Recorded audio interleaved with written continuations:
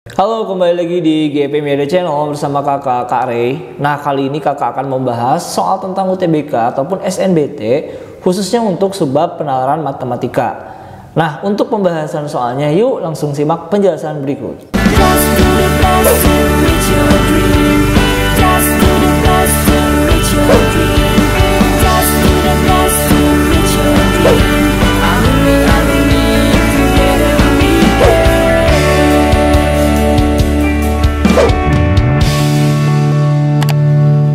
Mau belajar TPS UTBK 2023 versi terbaru?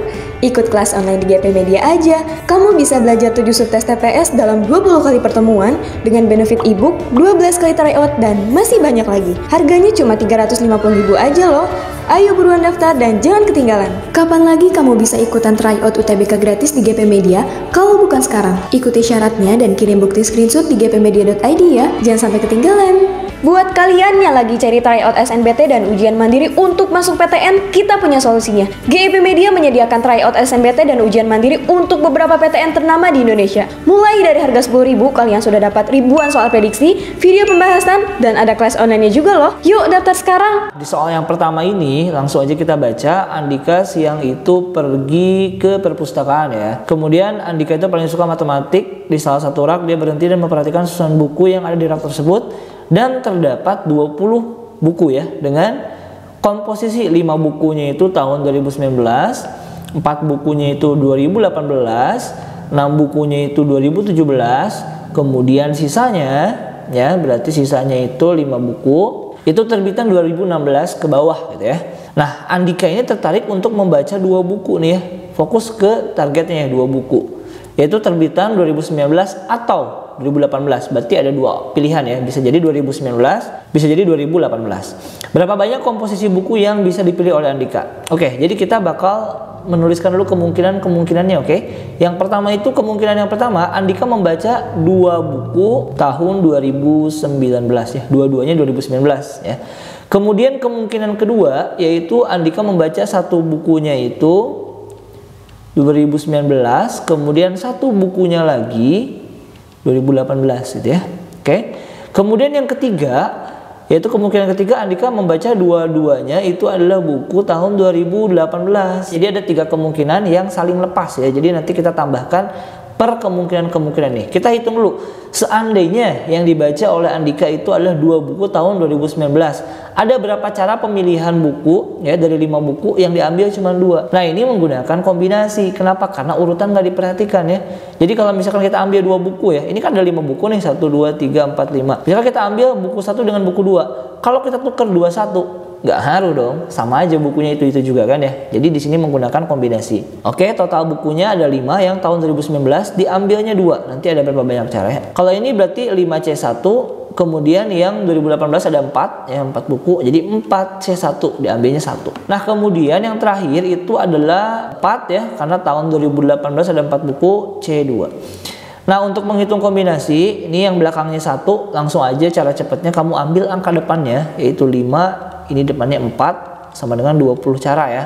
Jadi kalau belakangnya 1, langsung aja ambil angka depannya ya. Nah, kalau belakangnya 2 gimana kak? Kalau belakangnya 2, kakak juga punya cara cepatnya ya. Jadi kamu lihat angka berapa depannya, 5, dikali bilangan sebelumnya. Sebelum angka 5 berapa? 4 ya, kemudian dibagi dengan 2. Jadi 10 ya, 20 bagi 2. Ini juga sama, belakangnya 2 berarti 4, ini 4. Dikali dengan bilangan sebelumnya itu 3, kemudian kita bagi 2, oke? Jadi 12 bagi 2, 6. Kemungkinan totalnya kita jumlahkan 10 ditambah 20 ditambah 6, berarti ada 36 cara ya. So, jawabannya adalah yang B. Oke, Windra dan Wintri adalah lulusan SMA dan sedang merintis sebuah startup di bidang makanan. Mereka menamai startup mereka dengan Buka Buki. Windra bertindak sebagai direktur utama dan Wintri sebagai direktur teknis. Di fase awal startup, tahun ini mereka langsung mempunyai 40 karyawan.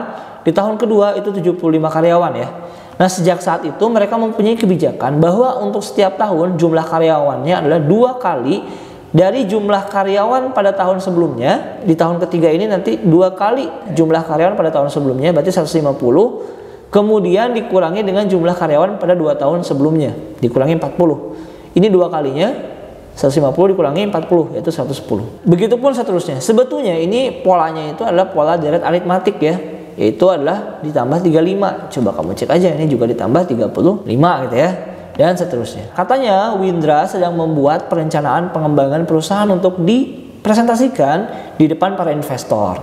Nah, investor menanyakan tentang jumlah karyawan jika perusahaan tetap berdiri pada tahun ke-20 ya. Bantulah Windra dalam menjawab pertanyaan investor agar startup mereka dapatkan modal dari para investor. Berarti kita mau cari jumlah karyawan di tahun ke-20 atau bisa kita cari menggunakan suku ke-20 di deret aritmatik. Rumusnya gampang, A ditambah tinggal N-1 ya, N-1B. Ini untuk rumus UN ya, sorry UN-nya dulu. Nah sekarang baru U20, tinggal kita ganti N-nya dengan 20. A itu suku pertama, tahun pertama itu 40, kemudian kita tambahkan dengan 20 minus 1. B-nya itu selisihnya ini, selisih dari tahun ke-1 dengan tahun kedua, begitupun kedua dan ketiga dan seterusnya itu adalah 35 ya. 40 ditambah dengan 19 dikali 35. Nah, kita kalikan dulu 19 kali 35. 665 kita tambahkan dengan 40. Nah, hasilnya adalah 705 ya gitu. Jadi, jawabannya adalah yang D. Oke, next. Yuning jualan gado-gado. Setiap hari Yuning mencatat keuntungan setiap harinya di buku catatan hariannya. Namun, di masa pandemi COVID-19 ini, keuntungannya tidak pasti ya. Kadang rugi yang dicatat dengan negatif, kadang juga untung. Nah, untuk menghibur diri, Yuning menjumlahkan keuntungan hariannya mulai dari hari tertentu sampai dengan sekian hari berikutnya. Misalnya di hari kedua sampai hari ke-10. Dan Yuning merasa senang jika ada jumlah keuntungan maksimum dari beberapa hari secara beruntun. Sebagai contoh ya, ini dalam 4 hari katanya dicatat keuntungan hariannya itu adalah -1, 2, 4 sama -3. Maka Yuning mendapatkan total keuntungan paling besar adalah 6. Nah, di sini dari mana 6 ini ya? Dari keuntungan maksimum itu adalah dari beberapa hari yang berurutan ya. Nah, yang negatif itu kan rugi ya. Maka Yuning mendapatkan total keuntungan 6 yaitu 2 dan 4. Nah, seminggu terakhir catatan keuntungan harian Yuning adalah ini ya. Total keuntungan paling besar dalam beberapa hari berturut-turut adalah, nah kita lihat yang berturut-turut adalah ini ya, positif sama yang positif ini sendiri ya. Jadi 4 atau 6. Yang paling besar yaitu 6 ya. So, jawabannya adalah yang B. Oke, jadi itu pembahasan soal tentang UTBK ataupun SNBT khususnya untuk penalaran matematika. Nah, di sini kakak sudah sediakan untuk latihan soalnya. Silakan kalian coba kerjakan dan tulis jawabannya di kolom komentar. Untuk video-video selanjutnya, silakan pantengin terus GP Media Channel. See you di next video. Sampai jumpa.